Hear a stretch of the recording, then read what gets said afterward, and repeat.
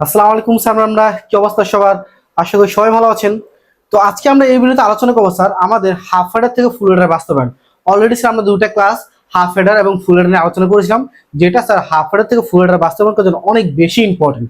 তো আমরা আজকে যে টপিকটা আলোচনা করবো হাফ হেডার থেকে ফুল হেডার বাস্তবায়ন, এইটা আপনার 3.2 সবচেয়ে গুরুত্বপূর্ণ টপিক এবং সবচেয়ে গুরুত্বপূর্ণ একটা স্যার বিষয় স্যার, ঠিক আছে? এখন খেয়াল করেন স্যার, হাফ হেডার থেকে ফুল হেডার বাস্তবায়ন। তো হাফ হেডার থেকে ফুল হেডার বাস্তবায়ন করার জন্য কিছু আমাদের উপাদান দরকার। প্রথম জিনিসটা হচ্ছে, আপনি যখন হাফ হেডার থেকে ফুল হেডার বাস্তবায়ন করবেন বা রূপান্তর করবেন, সেই ক্ষেত্রে কি স্যার আপনার দুইটা হাফ হেডার এবং একটা অর গেট লাগবে। এটা হচ্ছে বেসিক। কি স্যার, দুইটা হাফ হেডারকে আপনি যদি একসাথে যোগ করেন তাহলে একটা ফুল হেডার হবে। ঠিক এখানে সেম জিনিস স্যার, আপনি দুইটা হাফ হেডার পরস্পর যোগ করবেন, দ্যাটস মিন দুইটা হাফ হেডার এবং যোগ কি স্যার অরের কাজ। তার মানে দুইটা হাফ হেডার এবং একটা অর গেট লাগবে। বুঝতে পারছি স্যার? আচ্ছা, আলহামদুলিল্লাহ।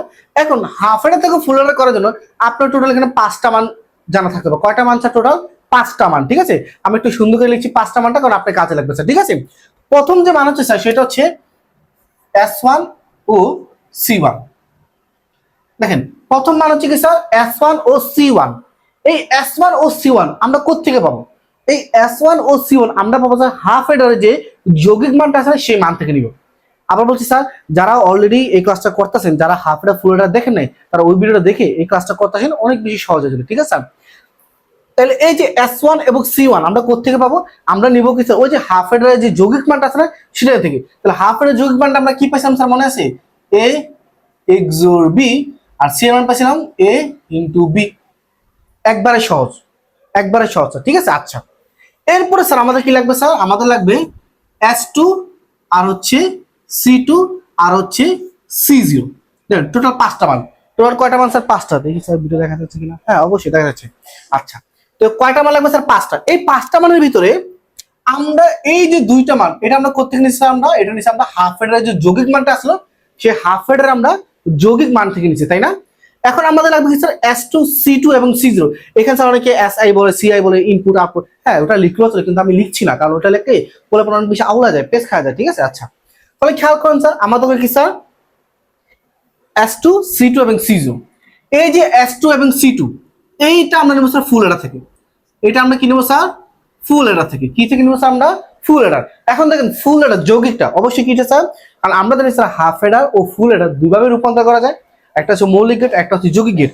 আমরা যখন বাস্তবায়ন করবো আমরা সবগুলো স্যার যৌগিক গেটটা নেওয়ার চেষ্টা করবো। ঠিক আছে, আচ্ছা। তাহলে এই যে S2 এবং C2 আমরা ওই যে ফুল হেডারের যে যৌগিক মানটা সেটা নিব স্যার। আমরা মনে আছে কি বলছিলাম sir? A XOR B XOR C। আমি কিন্তু দেখাবো স্যার S2 কিভাবে পাইছি। ঠিক আছে, S2 স্যার এই যে এই দুইটা S1 C1 এটা আপনার দেখানোর প্রয়োজন নেই, জাস্ট আপনি লিখবেন হাফ হেডার থেকে প্রাপ্তি। কিন্তু S2 C2 C0 এটা আপনাকে দেখাইতে হবে, এটা মাস্ট, এটা আপনাকে দেখাইতে হবে।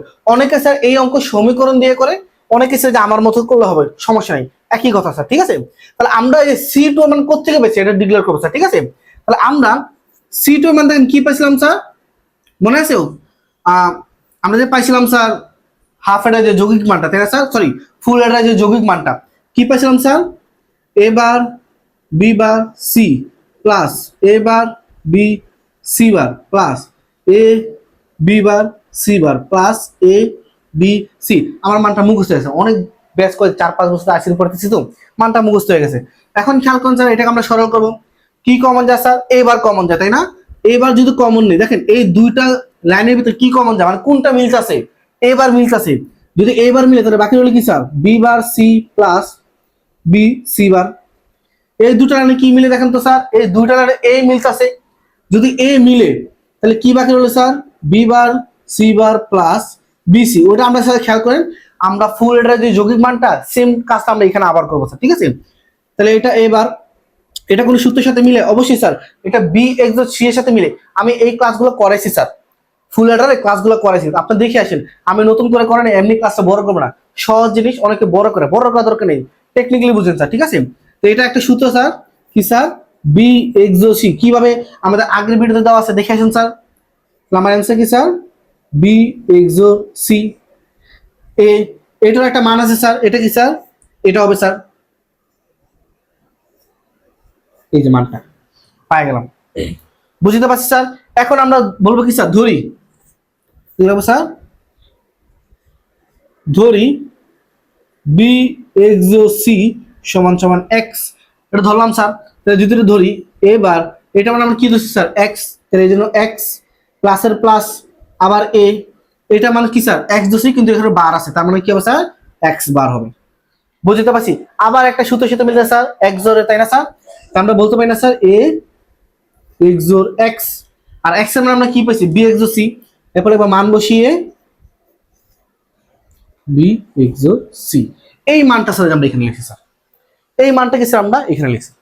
বুঝতে পারছি স্যার? একবারে সহজ, কঠিন কিছু না। আমরা ফুল রেডার আলোচনা করছিলাম, আমি নতুন করে যে বুঝলাম না কিভাবে সূত্র আসছে ভাঙ্গা আসছে বুঝবো না, একবারে সহজ, যারা বেসিক বীজগণিত পারেন একবারে সহজ স্যার, ঠিক আছে? এখন স্যার সি টু মান কি পেয়েছিলাম মনে আছে স্যার?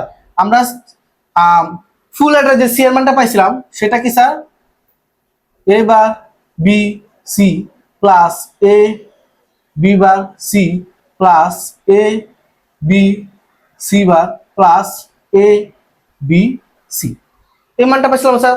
আচ্ছা এখন এটা খেয়াল করেন স্যার, আমরা দেখেন এই দুই লাইনের ভিতরে কি কমন যায় স্যার? আমরা যখন ফুল রেডার করছিলাম তখন আমরা কি স্যার প্রত্যেকটা সংখ্যার জন্য এবিসি করে এক্সট্রা একটা নিয়েছিলাম, তাই না?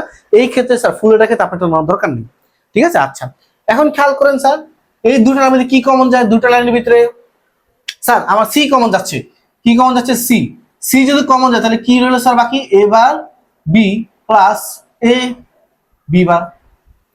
বুঝতে পারছি? এখন এই দুই লাইনের ভিতরে কি কমন যায় স্যার? এ আর বি কমন যায়, তাই না? এ আর বি যদি কমন যায় তাহলে কি বাকি রইবে স্যার সি প্লাস সি, এটা বাকি রয়ে গেল। বুঝতে পারছি? কঠিন কিছু না স্যার।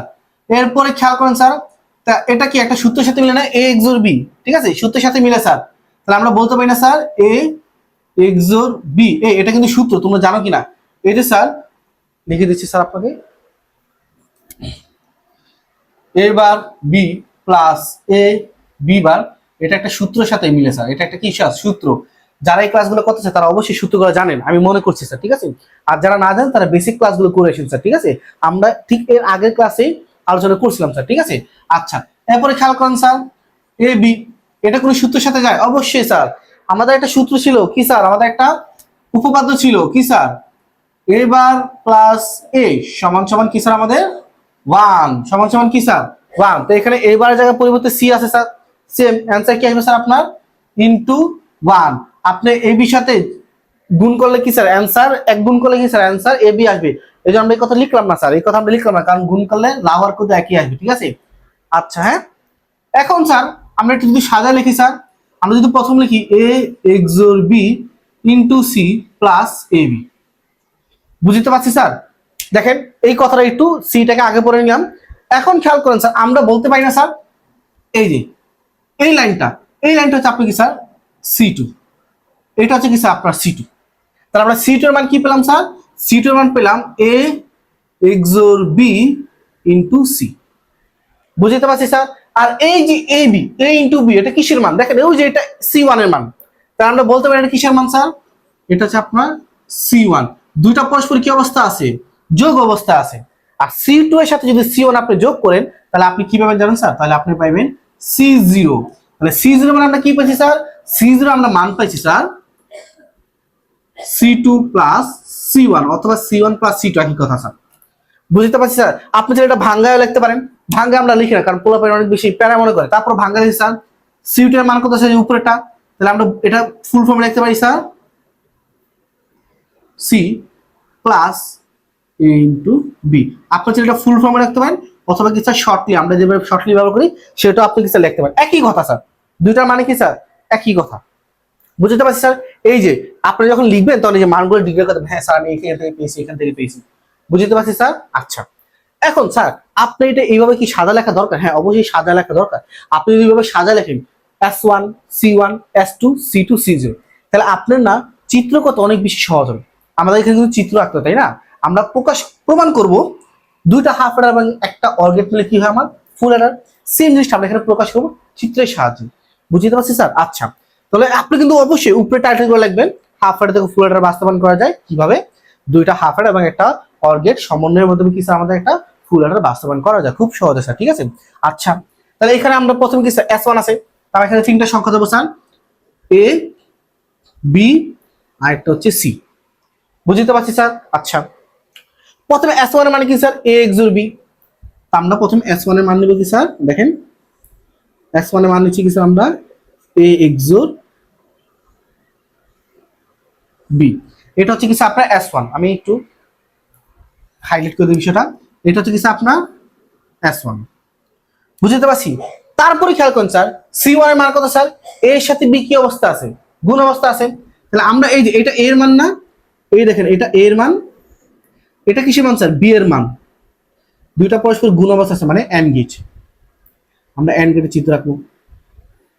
তাহলে এটা হচ্ছে আপনার কিসের মান স্যার, এটা হচ্ছে আপনার C1 এর মান। কিসের মান স্যার, C1।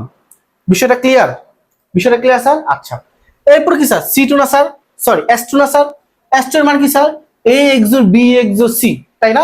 এখন দেখেন এই যে S1 এর মান এটা তো a XOR b, এটা কি স্যার নির্ণয় করাই আছে, আমার নতুন করে a XOR b XOR c করা দরকার নেই তো। আমি এটার সাথে কি স্যার c XOR নিয়ে যাই, তাহলে কি স্যার আমার মানটা মিলে যাবে। জাস্ট কি স্যার এটার সাথে আমি যদি c নিয়ে যাই XORটা করে, তাহলে কি আমার মানটা মিলে যায়, তাই না স্যার? এই দেখেন আমি এখান থেকে নিলাম স্যার c এর মান, এটা হচ্ছে আপনার a XOR b এর মান, দুইটা পরস্পর আমরা যদি XOR করে দিই তাহলে আমার হয়ে গেছে। তাহলে আমার কি হয়ে গেছে স্যার, আমার S2 নির্ণয় করা হয়ে গেছে। এই বুঝতে পারছি তো, বুঝতে পারছি তো, খেয়াল করে আমি একটু বুঝেছি। এই যে S1 এই যে মানটা এটা a XOR b এর মান, এটা কিসের মান স্যার, এই যে মানটা এটা কিন্তু স্যার a XOR b এর মান। এখন আপনার S2 এর মান কি, জাস্ট c XOR করতে হবে। তাই আমি নতুন করার দরকার আছে, জাস্ট এটার সাথে আমি যদি c টাকে XOR করে দিই তাহলে তো অ্যানসারটা হয়ে যায় না। সেম কাজটা আমরা এখানে করছি, জাস্ট c কে আমরা XOR করে দিছি। বুঝতে পারছি, চিত্র কিন্তু বুঝার বিষয় আছে, ঠিক আছে। আচ্ছা এরপর কি স্যার আপনার C2, C2 এর মানে কি স্যার, C2 এর মানে হচ্ছে আপনার a XOR b এর সাথে c কি অবস্থা আছে, গুণ অবস্থা আছে কি স্যার, a XOR b এর সাথে, মানে কি এই যে S1 মানে a XOR b, ওই a XOR b এর সাথে এই যে c, এটা কি স্যার c এর রেখা, এই c কি অবস্থা আছে, গুণ অবস্থা আছে, তার মানে AND গেট। তাহলে এই যে আমি কি করলাম a XOR b নিলাম স্যার, এরপর কি স্যার c এর মান নিলাম, কি অবস্থা আছে আপনার, গুণ অবস্থা আছে। তাহলে আমি কি পাবো স্যার, অবশ্যই আমি C2 পাবো। আমি কি পাবো স্যার, আমরা পাবো C2।